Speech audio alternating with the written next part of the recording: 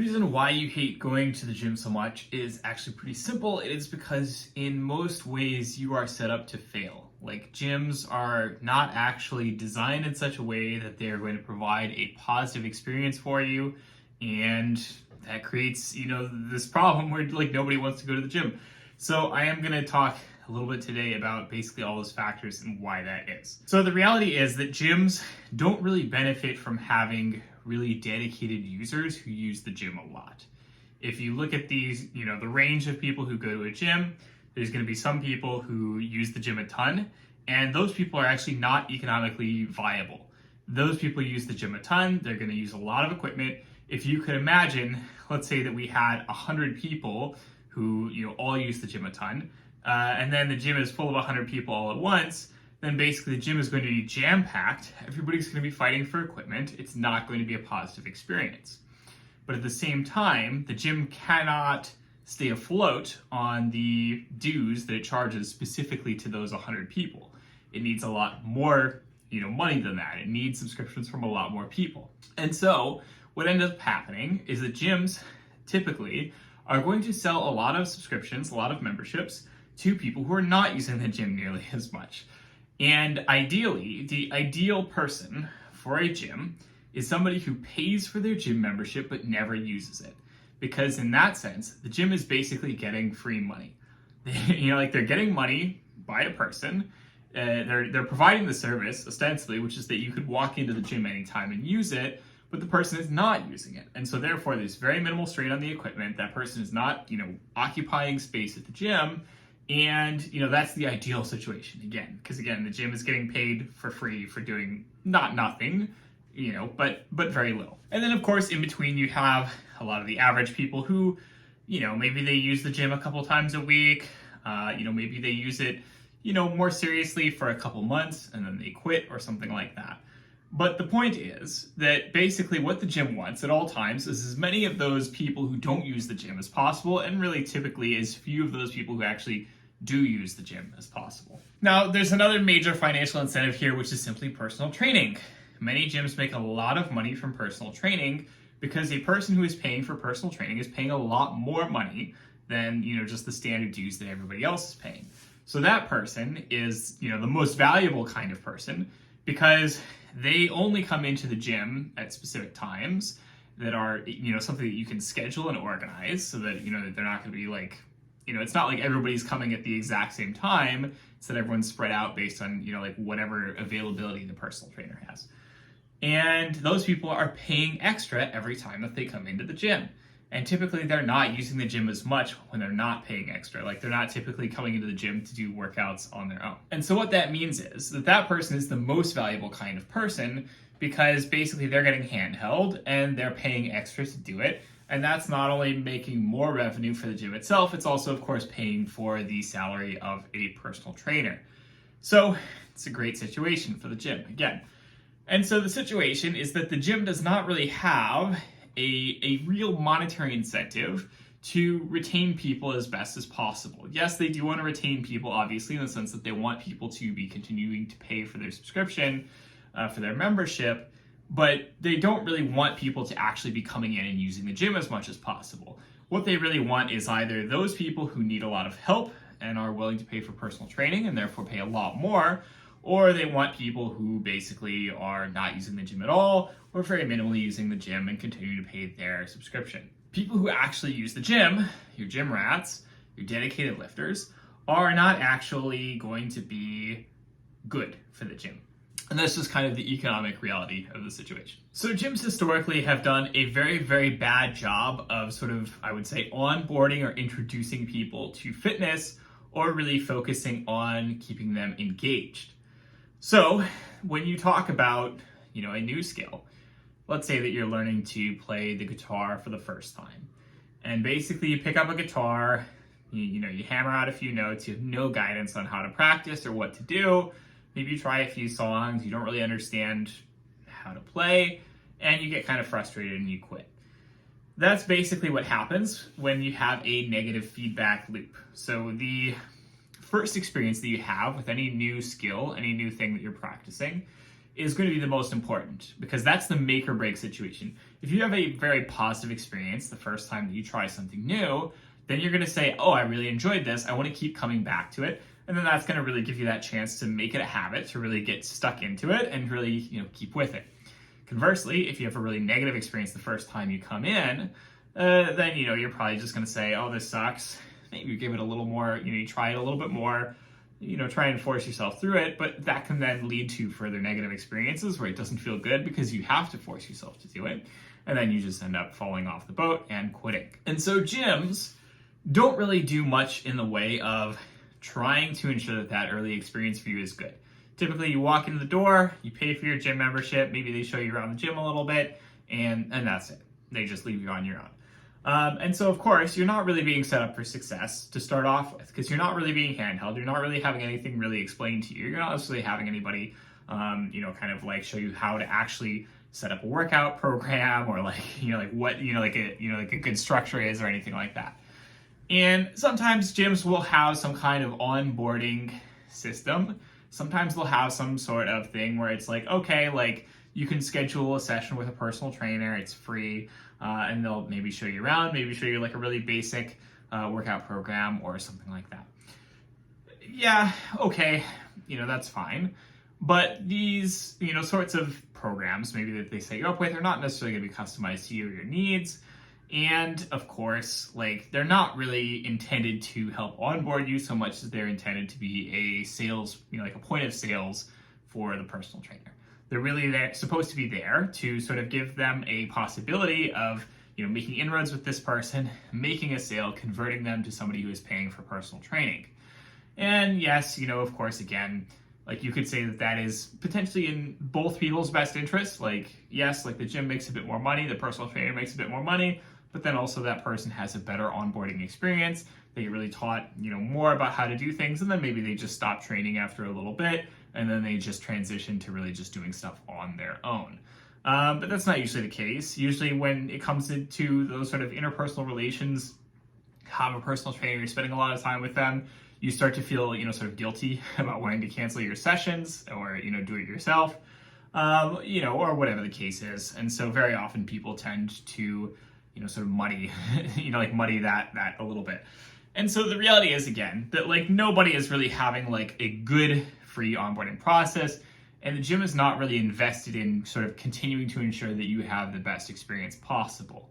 Again, because that wouldn't be economical for them. It would not be good for them to, sort of have you coming into the gym more often to retain you better. Yes, it would mean that they get more in terms of gym fees over time, potentially if it means a longer amount of time before you cancel.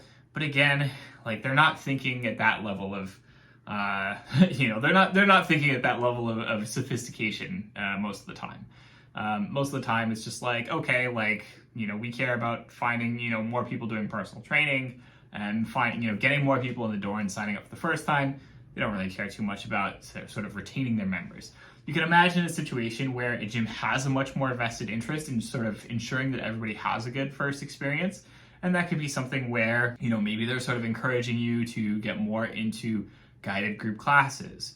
Maybe they're doing things where they're checking back with you. I actually worked at a gym once where they had basically personal trainers, check in with people once every 2 to 4 weeks. And of course that was also actually a lie. They generally weren't doing that. And also most of it was just trying to get you to get more leads for personal training. It wasn't actually trying to, be concerned about people or anything like that. It was just more sales vectors from the perspective of the gym. But you can imagine a situation in which basically there's somebody at the gym who basically just checks in with everybody every couple weeks and just hey, how's it going? Etc. Is there any questions I can help with? Can I help you? Whatever. None of that. There's no retention. There's none of that. And then also, of course, there's just the fact that you're being put into a very bizarre situation, all kinds of new stuff, all kinds of equipment you don't understand, all kinds of machines you don't understand, and you're doing so in a situation that feels very socially everybody else knows what they're doing, you don't. It feels very embarrassing, and the end result, of course, is that most people end up sticking to treadmills or just the really basic equipment that they sort of understand, or they just quit, and that is what it is. And again, Maybe they don't quit immediately. Maybe they take a few extra months where they're continuing to pay their dues, but not actually using the gym and convincing themselves that they are going to go in.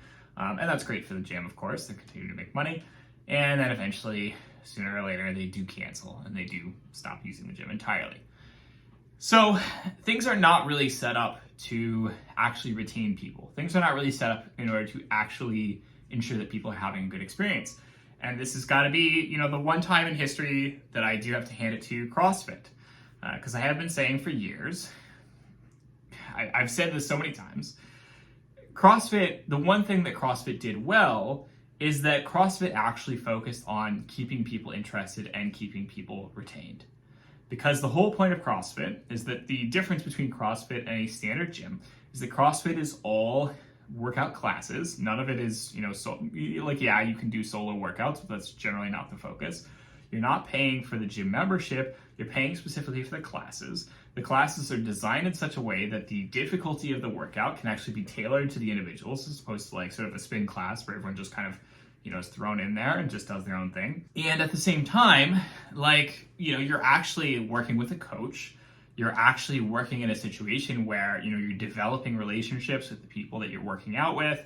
There's that sense of community that's building up. And so, it's no surprise that CrossFit became as popular as it did, because basically CrossFit was, doing the fitness industry better than the fitness industry. They were taking, actually good systems for encouraging people to work out and getting them to do it, and getting them to do a wide variety of activities that people, typically were not doing. They were like, hey, what if you try powerlifting? What if you try strongman? What if you try gymnastics? What if we get women lifting weights? What if we, get you flipping stones and smacking tires and swinging ropes around? What if we got you to try all this cool stuff? And of course, that worked because it made people excited to work out. And you were not just thrown into a gym with no guidance, you were guided through the entire process. And of course, there's a lot of complaints you can have about CrossFit. You can critique their methods. You can critique sort of a lot of the claims that they've made over the years about how effective CrossFit is and that sorts of stuff. But I think that the one thing that CrossFit did really right, the one bit of genius that they had, is that they knew how to keep people coming back to the gym, because they actually set up an incentive structure that encourages people to want to come back to the gym. What a surprise. The traditional gym system is not set up to keep you coming back.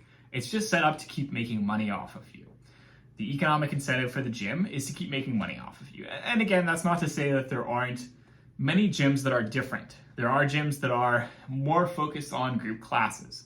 There are many gyms that are more focused on a certain experience. There are many gyms that do care a lot more about, their customers. Those are going to be relatively few and far between compared to the vast majority of gyms, which is just open space, exercise equipment in it, you pay a subscription fee, good luck. I've worked out at so many gyms where shockingly, it's you can literally just sign up online and then you can just walk into the gym and literally never have to speak to another person. And that's great for me. I love that. I'm not a person who wants to have a lot of conversations while I'm trying to get my deadlift workout in for the day. That's fine for me. It works for me. But for me, that's because I just developed a really strong interest in lifting a long time ago. I've been doing it ever since, and now I enjoy it a lot more. I had early positive experiences. Those positive experiences built up, and those positive experiences snowballed into where I am today. Conversely, again, the reality for so many people is that the gym is not set up to welcome them. The gym is not set up to, give them those really positive experiences.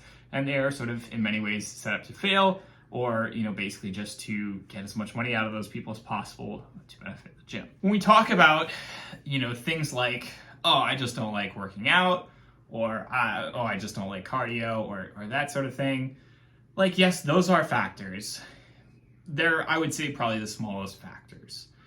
Yes, the reality is that, lifting weights, for example, it's not necessarily fun in the moment. It kind of hurts. It's effort. Depending on the kind of personality you are, you may really enjoy making that effort. You may really detest making that effort. But the reality is that over time, many people, even if they don't specifically like the actual act of, say, lifting or running or whatever, they come to like it more when they can put that in the context of like having positive experiences with the gym and sort of seeing the results that they get out of it over time. They may not be like, hey, I love this individual workout, but they do enjoy the things that they get out of it and the experiences that they are having as a result. And the other thing is simply that a lot of people are not trying out the wide variety of potential activities that they could. Because again, they're not onboarded into the gym in a way where it's like, hey, what if you tried out this thing and this thing and this thing and this thing? No, you're going into the gym, you're sticking with the stuff that you know, and again, that's like treadmills and maybe some of the really basic, machines, and you're kind of going, okay, great, I don't like this, I'm moving on. You don't have an experience where you come into the gym for the first time knowing literally nothing about working out, and someone says, okay, what if you tried cardio? How do you feel about cardio? Do you like that? What if we tried powerlifting? How do you feel about that? Do you like that? What if we tried some body weight exercise? How do you feel about that? Do you like that? What if we tried this? And you're not being given a real experience where you're testing out all the different kinds of activities that you could be doing and finding out, what you enjoy, what works for you, and sticking with that. Yes, some people trial and error their way to this eventually on their own, but that's not the typical experience. The typical experience is, again, you come in, don't really know what you're doing, feel a bit intimidated by the whole thing, don't really feel like sticking it out past that tough part in the beginning because you have that initial negative experience, and you just end up moving on. The reason that at the end of the day, you don't like going to the gym is because the gym is not trying to get you to like going to the gym. Like they're just trying to make money off of you. And if you do end up like going to the gym, that's not necessarily something that they did. And again, this is not to blame individual gyms. This is not to blame individual personal trainers, many of whom are, very positive, experiences, people to deal with, that sort of thing. You can have a lot of people who really do care about helping other people and ensuring that they have a good experience coming into the gym and so on. And, it does make things better. But the reality of the economic, sort of incentives that are set up by gyms, and the reality in most major gyms, most big box gyms, is not positive. And that's why, again, most people have those negative experiences, get put off on it, and don't want to come back. So that's all for this week's video. I hope you, I wouldn't say enjoyed it. I hope you learned something from it, I guess. As always, don't hesitate to like, comment, subscribe. Let me know what you'd like to see in future videos. Smash that notification bell. Share this video with all your weird little friends who also hate going to the gym. Maybe they'll realize that it's not just them, it is their circumstances as well. I will talk to you all next week. Have a good one.